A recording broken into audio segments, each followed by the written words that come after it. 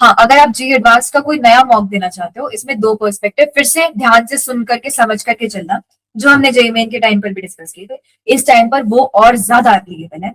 नया मॉक दे रहे हो तो हाई प्रोबेबिलिटी, 100% चांस, खुद को 100%, 1000% रेडी करके जाना है कि अगर स्कोर बिगड़ा और आपने कॉन्फिडेंस डाउन किया, दांत टूटेंगे। क्योंकि जेईई एडवांस के पेपर में मॉक में ऐसा होता है। कोचिंग्स बहुत सीरियसली लेती है, क्योंकि जेईई एडवांस ने खुद की रेपुटेशन बनाई हुई है, तो कोचिंग उसी रेपुटेशन के साथ खुद की रेपुटेशन को अटैच करती है। जनरली हमारे पेपर में किसी के भी 360 में से 360 नहीं आने चाहिए, तो वो सेट करती है वैसे टफ पेपर, राइट। अब एक ये पर्सपेक्टिव हो गया, कॉन्फिडेंट रहना है पेपर के लिए तो ठीक है, मत दो, कोई इशू नहीं है, ठीक है। अब इसमें दूसरी चीज कि दूसरा जो एक पार्ट आ रहा है कि अगर तुम्हें लग रहा है कि नहीं, एक नया पेपर दे लेते हैं, थोड़ी सी प्रैक्टिस कर लेते हैं, हमने बाकी चीजें नहीं करी हुई हैं, मतलब बाकी चीजें कर ली हैं, हम देना चाहते हैं, टेस्ट करना चाहते हैं, दे। पर अगर उसके बाद कॉन्फिडेंस डाउन किया ना, फिर बात नहीं, बिल्कुल, क्योंकि तुम देते ही इसलिए हो कि मेरे को देखना है कि रैंक कौन जाएगी। ये अगर ओके हो, ठीक है, अगर ओके हो ये देखने के लिए भी कि नहीं 15,000 रैंक आएगी, हिम्मत रखते हो इस चीज की, दम है, करेज है कि इसमें 15,000 आ गई तो इसका कोई रिलेशन नहीं है जेईई एडवांस के पेपर में, अगर ये करेज है तो पेपर दे सकते हो। और तुम भी जानते हो कि ये नहीं है, जनरली इसलिए खुद को ऐसा फील करवाने की, क्योंकि अभी तक ऐसे प्रूफ नहीं मिलता ना कि हाँ मैं एडवांस के लिए रेडी हूँ। तुम्हें लगता है उससे अगर मुझे एक रैंक मिलेगी तो मैं रेडी तो हो जाऊंगा, बट तुम ये नहीं सोच रहे हो कि अगर वो रैंक गलत आई या तुम्हें लगता है कि तुम्हारे पोटेंशियल से नीचे आई तो कॉन्फिडेंस गिरेगा, तो तुम गए। तुम हमेशा इसमें वो प्रूफ के लिए कुछ भी कर रहे होते हो जिसमें तुम सबसे ज्यादा अपना कॉन्फिडेंस गिरा रहे हो। अगर एडवांस मॉक से डाउन हो रहा है तो उसमें काम करना चाहिए क्या? बिल्कुल। इस टाइम पे जो चीजें की हुई है उनको सॉलिड करने पे जाओ, उनको और ज्यादा रिवाइज, बस तने डन है।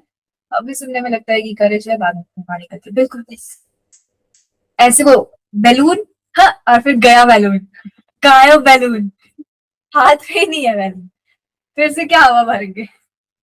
चार चीजें हमने डिस्कस कर ली, पांचवी हमने एक डिस्कस किया मॉक के रिलेटेड, यस, ठीक है। तो वो अपने प्लान में सही से इंटीग्रेट करना, AYJR देना है तो हमने बहुत स्ट्रिक्टली क्राइटेरिया बता दिया, एटलीस्ट तुम्हें ये गलती नहीं करनी है। और अगर अपडेट में लिखा हुआ आ गया तो देख, और प्लीज ऐसे नहीं करना, पेपर बिगाड़ लोगे अगर कॉन्फिडेंस बिगाड़ो। अब आप में से किसी का वो रीजन भी हो सकता है कि 12th को है तो पेपर तक वो इमोशन कैरी नहीं होगा, बट जब डाउट आना होता है ना, तब आप गड़े मुद्दे उखाड़ते हैं, याद करिए। जैसे अभी जेईई मेन का भी आप उखाड़ेंगे, वो नहीं याद करते हैं जिन्होंने कैसे मेहनत करी, कैसे हर एक दिन कंसिस्टेंटली मेहनत करी, वो नहीं याद करेंगे। जिनके स्मॉक में कम मार्क्स आए वो जल्दी याद रहेगा। आप जेईई मेन के एग्जाम को याद करेंगे कि ये गलतियां होती हैं, राइट।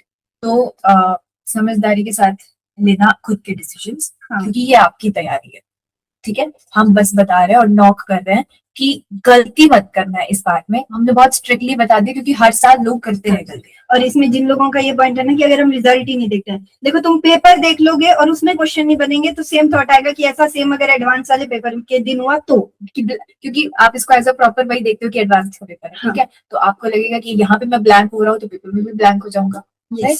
तो ये सारे के सारे सिंपल सी बात है। आपको चाहे लगता है कि आप अभी घर पर हैं और छोटे हैं, आप छोटे नहीं हैं।